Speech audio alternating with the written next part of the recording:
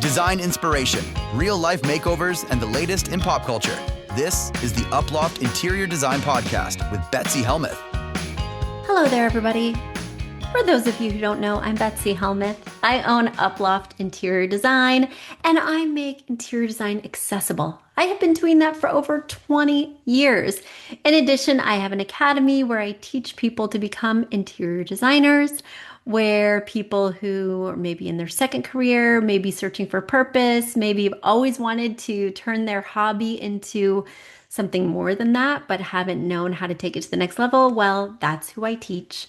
And if you're interested, you can head over to uploftinteriordesignacademy.com to learn more. But basically, I'm busy. I am busy immersing myself in the interior design world day after day. But one of my favorite sort of outlets for this is this podcast. I've been doing it for 11 years now. Can you believe it? Yes. This is our 11th anniversary last month, and we just keep rolling. The questions keep coming, and I have answers. So thank you so much for contributing to this show by sending in your questions. If you have a question, if you're sitting there, hey, I'm doing spring cleaning. I want to reimagine my guest room as a sewing room. I want to reimagine my living room as a billiards room. Well, I'm your gal. I can help you. All you have to do is send me your question. Go to uploft.com/podcast. Once again, uploft.com/podcast. Fill out the form and it will come right to me and I'll answer your question on an upcoming show for free. Free design advice. What's better than that?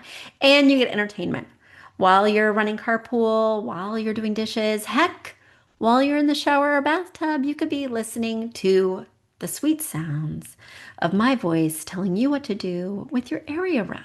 Yeah. All right. Well, I have so many questions this week that we're going to dig right in. We have no time for pop culture. We are solving design dilemmas on today's show. And as you're listening, just know that these questions could be yours. You could be writing in, and I would love to tackle your dilemma. So don't feel envious. Instead, take action and send me your question. You, like Rachel from Manhattan, Kansas, could be featured on an upcoming episode. All right, Rachel, let's get into it. What is ailing you? You write, Betsy, I painted my bedroom this gray color that I thought I loved, but now I'm not so sure. During the day, it looks okay. But at night, it feels kind of cold and not relaxing at all, which is the opposite of what I wanted. I keep thinking maybe I need to repaint, but my husband will absolutely lose it if I repaint again because I already did it twice. I've tried different bedding, but there is nothing really fixing it. Is this something you can fix with decor, or is it one of those things where the wall color just isn't right and I need to accept that? Oh my gosh, Rachel. First of all, if something is bothering you, you do not need to accept it, especially if it's something like paint. Now, paint is very affordable. I mean, for less than $200, you can repaint this room in terms of the actual cost of the paint. Now, painting it, on the other hand, the physical labor, that's where the costs come in. But if it's bothering you that much, I would want you to fix it. But let's look at this picture and let's see if it's bothering me that much, because it's not. And I think there are other fixes, but you're going to have to be willing to make those. So let's talk about it. Okay, let me describe the room for those of you following along via audio and not watching our YouTube channel. Guys, if you want to see me recording, if you've always wondered, hey, is Betsy a blonde or a brunette? She sounds like a spicy redhead. Well, all you have to do is head over to YouTube and you can see me talking to you, answering these questions live, right here in my bathroom. That's right. I've taken a recording in my bathroom because I have a baby now and she sleeps in the other room and I don't want to be far from her. I do have a cottage out back, but it's a good 300 feet. And what if she cries and needs her mama? Okay, so I'm right here in my bathroom recording these answers for you. All right, so let me discuss the look of the room. First of all, this gray is very subtle. It has a lot of warm undertones and it's not very dark. It's essentially just a blank canvas, tabula rasa. What could be wrong with that? In my opinion, not much. Let's talk about the solve. You have a really big bed. It's a queen size bed, but the headboard must be almost 6 feet high, which is so dramatic and lovely. It's got brass nail heads. It's a cream upholstery fabric. It's flanked by these two console type nightstands, which are a good 6 inches higher than the mattress. They're probably 3 feet high by almost 4 feet wide, and you're using them as nightstands. They have kind of a gray faux metallic patina finish.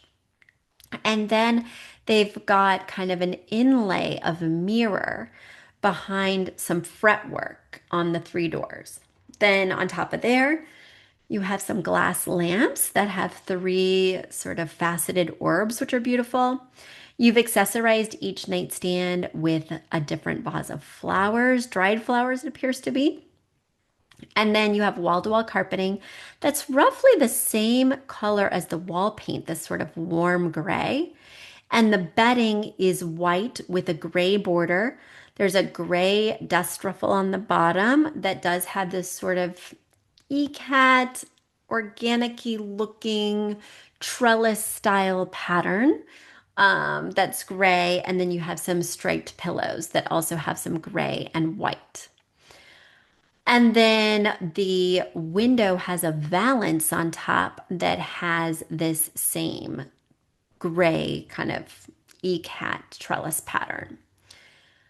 The other thing that I want to explain is that there's one window in the room.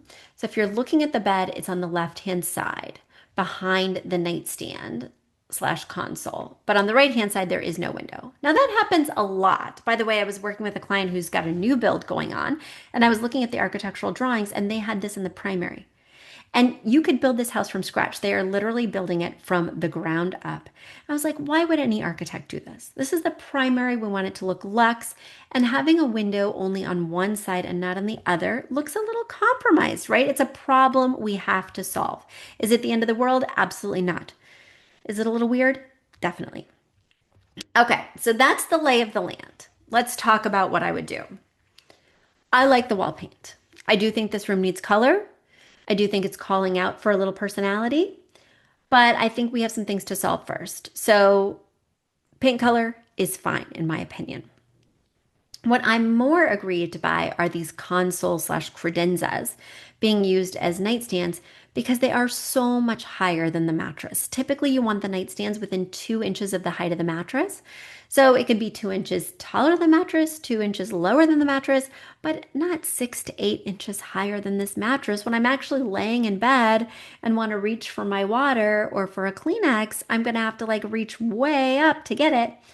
Now, I don't mind the fact that you have higher nightstands with this really elevated 6 foot high bed, but then raise your mattress with a higher box spring or something. But if you're not going to do that, and that would be the affordable way to go, because a box spring is much more affordable than this other solution I'm going to give you, which is to buy new nightstands that are within 2 inches of the top of the mattress. I like these lamps. I think they work really well, so I would leave them. But this room is calling out for color. Now, valances on a window top are dated, so I would remove the valance, especially because it's so matchy-matchy with the dust ruffle and the bedding. Instead, I would do a rod with some colorful drapes behind. Now, I haven't done this since my HGTV days. This is like a total trading spaces solve, and tell me if you think this is cheesy. I can't even believe I'm saying this. Guys, if somebody's taking a clip of this show, I don't want this to be the clip that they pull out and use throughout the world. But you know it will be now that I said that. I have an idea. It's unconventional. Say you never needed to use the, I can't even say it. Because I was going to say what they would have done on Trading Spaces or while you were out is they would have put a rod on top of that window. They would have done 2 panels that were totally opaque. Beautiful pattern, nice color, whatever. They would have mimicked it on the other side of the bed, even though there is no window back there. But you would never draw these drapes because if you did, you would see that one is a real window and one is faux. So you'd have to leave these fully opaque drapes closed all the time, which for my taste is totally fine and actually could look quite nice. I have real windows behind my bed in the same configuration, and I always leave the drapes closed because I don't want to get behind the nightstands to have to pull them. And when I do, there's always like some kind of crack that lets the light in because it's so hard to manipulate them and have them undulate beautifully back there. So I just leave it all the time. So that's what you'd be doing. But then I hope you have windows on the other side of the room, which I can't see from this image because I have plenty of natural light from other windows in my room, but I don't know if you do. And if this is the only window in the space, it would be a real misstep, in my opinion, to do that. If you have plenty of other windows and plenty of other natural light from other sources, oh my gosh, do that. Do my little faux treatment, and it's going to look so grand and add a beautiful splash of color because, in my estimation, that's what this room is missing. It is missing color. You need a beautiful duvet that is a color that looks kind of opulent because this room looks so opulent. And you need new throw pillows. Those throw pillows look like they came from a couch, look like they came from a couch in the 90s. They are not working out. I do not like the stripe with the trellis. This is not elevated. These look sad. They really look like you took them from the downstairs sectional and just threw them up here. I know, guys, we have such a short time together. I have to really share my thoughts in an unfiltered way. Sometimes that can be seen as brutal, but I am what I am. And then I would think about bringing in some art. I can see a piece of art on the side wall, but it looks to have a really chunky black frame and almost a black and white print. And again, it's a missed opportunity for color. So bringing in some color will elevate this space. Bringing in a beautiful throw blanket at the foot of the bed will help. And I've given you enough to work on for now. You're going to make these changes, Rachel, and you're going to get back to me because I know that's already going to get you going in such a beautiful direction. And then if we need finishing touches, I'll finish it up for you on an upcoming episode. Okay, the mailbag is brimming. Cody has questions. He's written all the way in from Paris, Tennessee, and I'm here to help. All right, Cody, let's get into it. You write, "Hi, Betsy. This is probably so basic, but I honestly don't know what I'm doing. We have a dining table and just one of those standard ceiling lights that came with the house. It's really bright, but also somehow makes everything look kind of bad. My wife says we need something better, a better light, but I don't even know what that means or what to search for. I also don't want to hang something huge and then it looks weird or too low or something. Is there a simple rule for picking a dining room light so you don't mess it up?" Well, yes and no, Cody. So let me help you. The first thing is I imagine that you're describing recess lights or lights that are inset in the ceiling that are kind of directed down and harsh like a spotlight or something. We do not want that. So I agree that that's a missed opportunity in your dining room. Now, above a dining table, I love a chandelier. If your dining table is over 72 inches long, if it's rectilinear or oval, I do prefer a linear chandelier or an elongated chandelier. If your dining table is under 72 inches, whether it's round, square, or rectilinear or oval, I like a round chandelier. Now, round can still be boxy, but just that it's equidistant length and width-wise.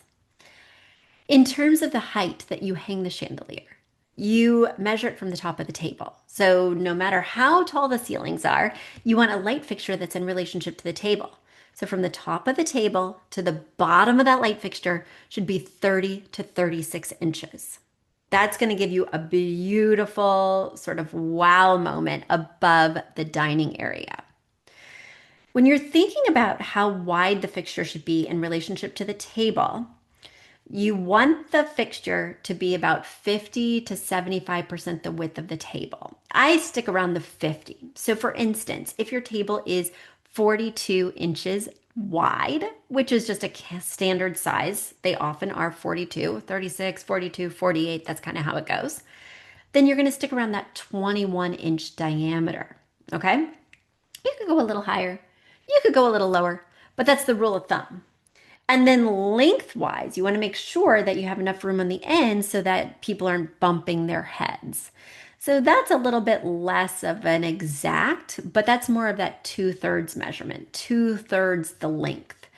And you could do 1/3 to 2/3 in my estimation. So for instance, if you have a 60-inch table, that 60-inch long I'm referring to, that's probably around a 20-inch fixture. But you could probably go to like 30, but you're not doing linear and you wouldn't do 30 inches deep unless the table was deep. So there's lots of things to think about.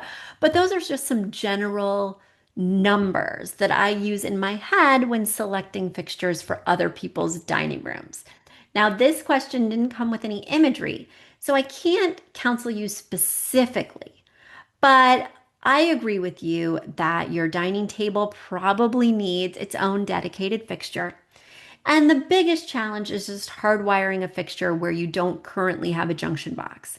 The other thing is, of course, it needs to be centered on the table, both lengthwise and widthwise. So that will really determine where the fixture needs to be placed. So the key is that you need to have all your furniture in just the right place before you go calling an electrician and getting this work done.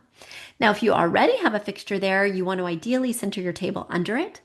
But I was just working with a client in Times Square, and their junction box was nowhere near where the middle of their table needed to be for the space.